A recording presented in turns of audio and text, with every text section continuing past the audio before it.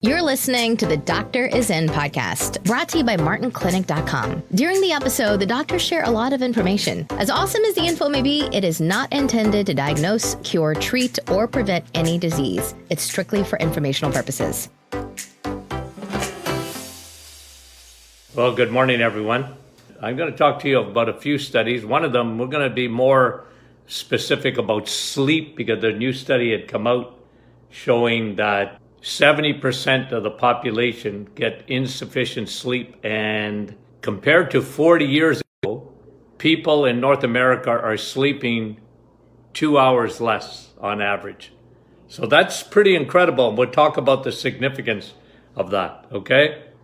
A couple of studies that came out, I just wanted to tell you something that you'll find a little bit interesting because I'm actually going to tie it in, okay? So, just a little bit of interesting because I don't know if you got to see it. If not, you can, if you are a member of our Facebook group, private Facebook Martin Clinic group. Yesterday, I did a little bit of an update on the coronavirus, okay? I did an update on it and just put it into perspective a little bit because it's getting a lot of ink and it really is making people panic.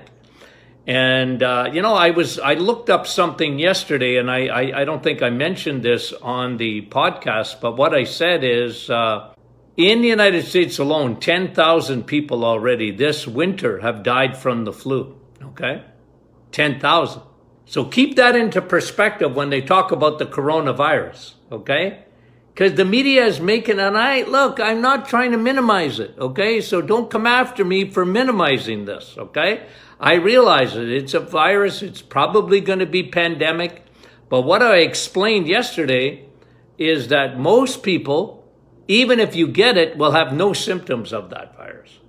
And in the United States, I looked this up yesterday, in the United States alone, so far in 2020, a little bit of 2019 at the end of 2019, 10,000 people have died from the flu. Now, when you die from the flu in the United States and Canada, it's because your immune system, it's people that are already unwell. Generally, that's 99.9% of the people. You ever die from a flu, it's because you're very unwell. Your immune system's not working. So let's put things into perspective. That's all I'm saying. Okay, so like a lot of people, Dr. Martin, you're not taking this seriously. Well, I take it seriously only on the effect that they're panicking. And in Italy, you can't go to the grocery store. In a lot of parts of Italy, there's no more food. People are panicking. And, 14 Americans were on that ship that was, quarantined in Japan.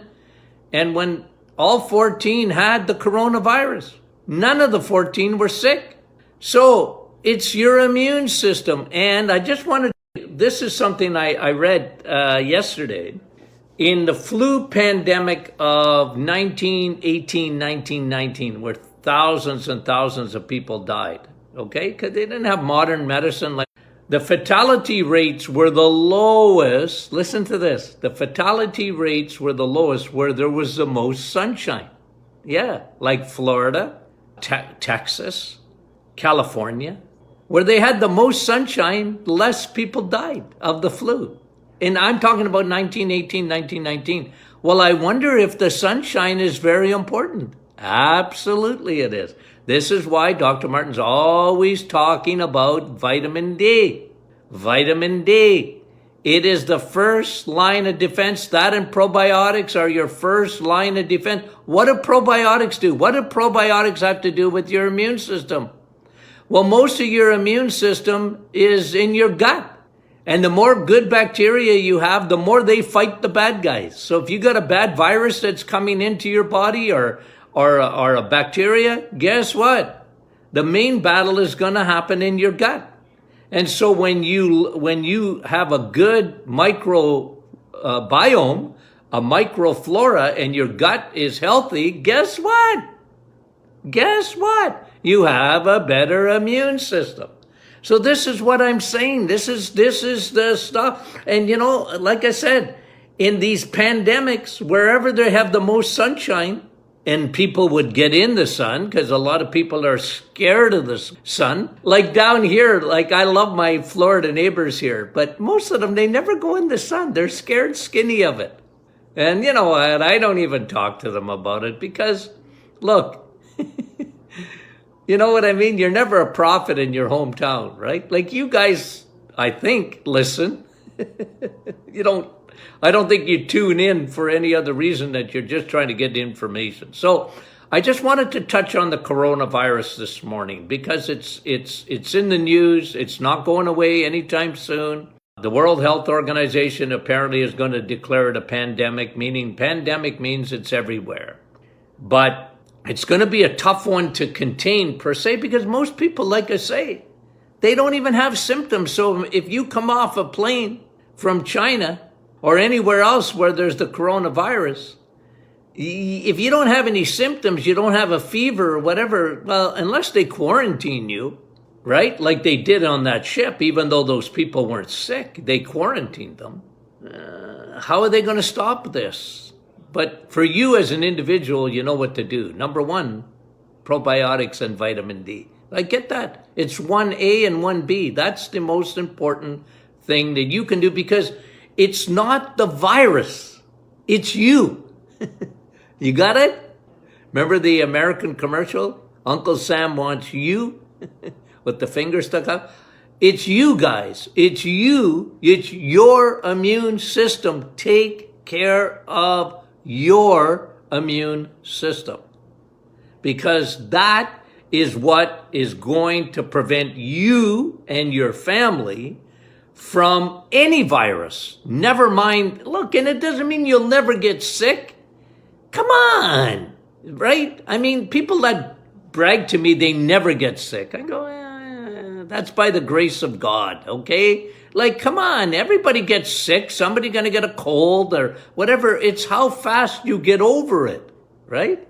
It's your immune system fighting. You know, generally I'm very healthy, like in terms of my immune system is usually very, very good.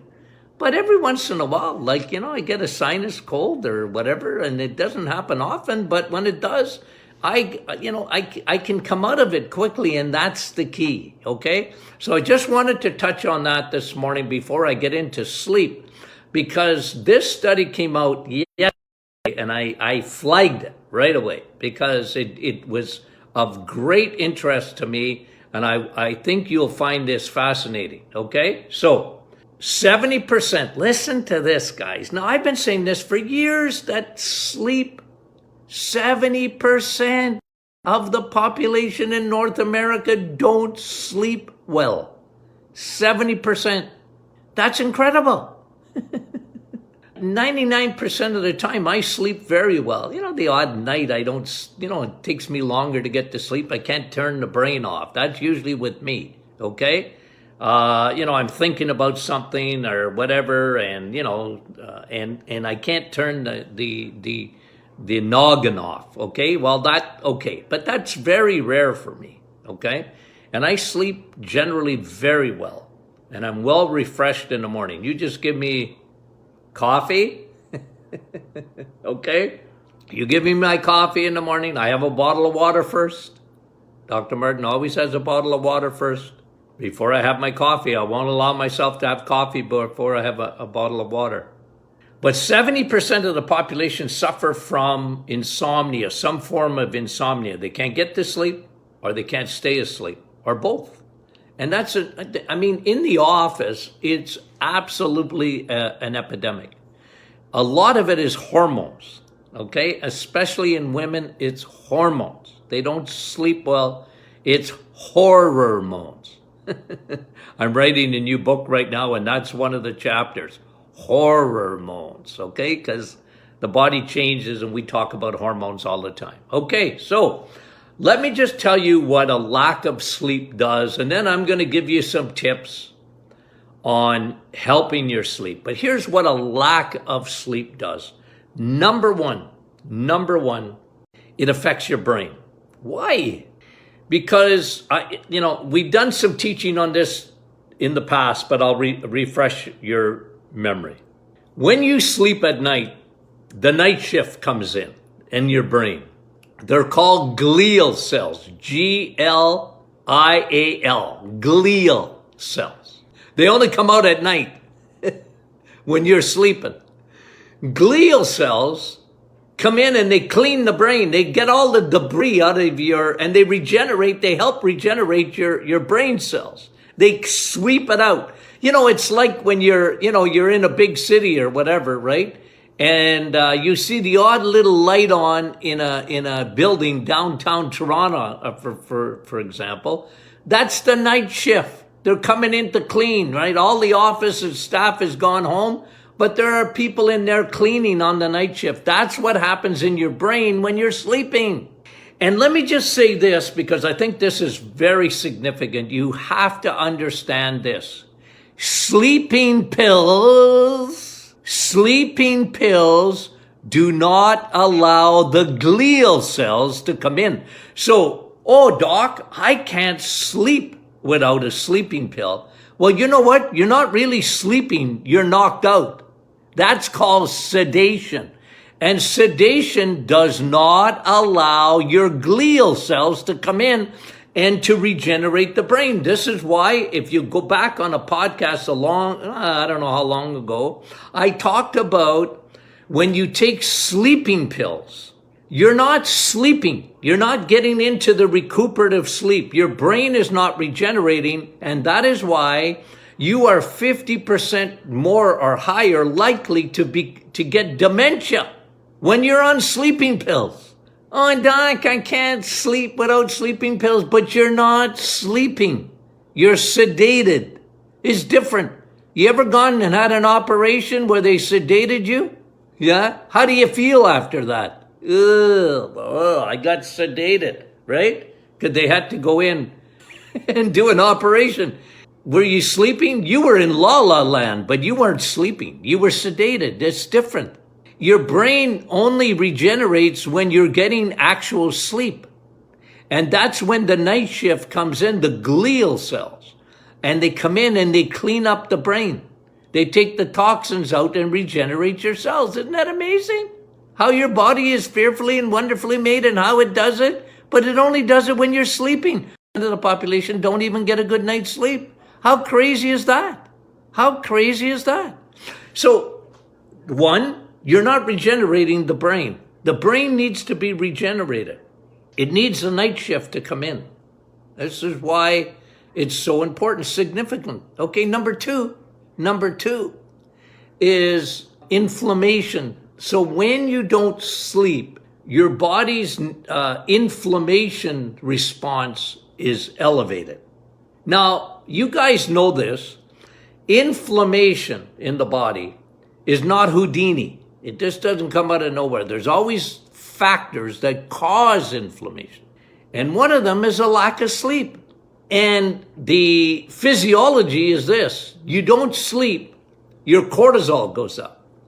Your cortisol goes up, your inflammation goes up. That's how it works. So you don't sleep, it's a vicious cycle. If you don't sleep, your cortisol goes up. If your cortisol goes up, you don't sleep. You get it? And that creates inflammation in the body, and that can be very damaging to your heart, your blood vessels, your brain. We talked about that. And you know, sleep is important. It's really important, but you need a natural sleep. Okay, what else happens? Well, with elevated cortisol, it can mess up your hormones because cortisol is a big factor even in your, what I talked about the other day, in your estrogen and progesterone, ladies, the balance of that. Cortisol can mess up your progesterone, and that will allow you to have estrogen dominance. And that can affect you in a myriad of ways too. Okay, so it messes you up hormonally because you need to get a good night's sleep. Look, I get it. 70% of the population don't sleep well. Here's another factor. If your cortisol is up, it doesn't allow you to convert T4 to T3s, which your thyroid needs to work at 100% level. So you'll get oftentimes sleep, a lack of sleep can affect your thyroid, especially in women. And they don't feel well. Their thyroid is out of balance, but yet their numbers are all right because you don't know what you don't know the conversion of T4 to T3. And, your TSH might be normal, but that, if you're not feeling good, that's your thyroid. So sleep affects the thyroid gland. Another thing it does in men, it affects their testosterone. If men don't sleep well, their testosterone goes down. If your testosterone goes down in men, it affects every part of a man, from depression to heart disease and whatever. Testosterone is a male's best friend, and it should be optimized. But if you don't sleep, your testosterone goes down. You see how important sleep is? It's crazy. And then we talked about the glial cells. We talked about the low T testosterone, and then women, it can mess up your hormones. Okay, so that has a big effect. So what do we do? What do we do, Doc? What do we do? Okay, well, you do everything you can to optimize your vitamin D, because one of the most popular products on the market for sleep is what? What is the number one selling product for sleep in North America? What is it? Well, Diane, you just said it. Melatonin. Melatonin is the number one selling natural product for sleep. Am I against melatonin? Nope. But your body makes melatonin. It's a hormone. How does your body make melatonin? If I did this test or this little questionnaire to 99% of all physicians, they wouldn't know. They wouldn't know it. They wouldn't know the answer to it. You guys are that stinking smart. You are, It's vitamin D. Without proper levels of vitamin D, you do not make enough melatonin. Your body makes melatonin. Your body produces melatonin. Melatonin is an antioxidant. It's very good for you, but your body produces it. But it needs vitamin D to produce it. You see why the sun is so important. When do you sleep well usually? Okay? Go out and lie on the beach. Go out on a summer day and work in your garden all day, right? And the sun's out. You usually sleep like a log that night. Why? Because you produce a lot of melatonin to put you to sleep. So it goes down, we create melatonin. Well, you create melatonin during the day to put you to sleep at night, okay? So isn't that incredible how your body works?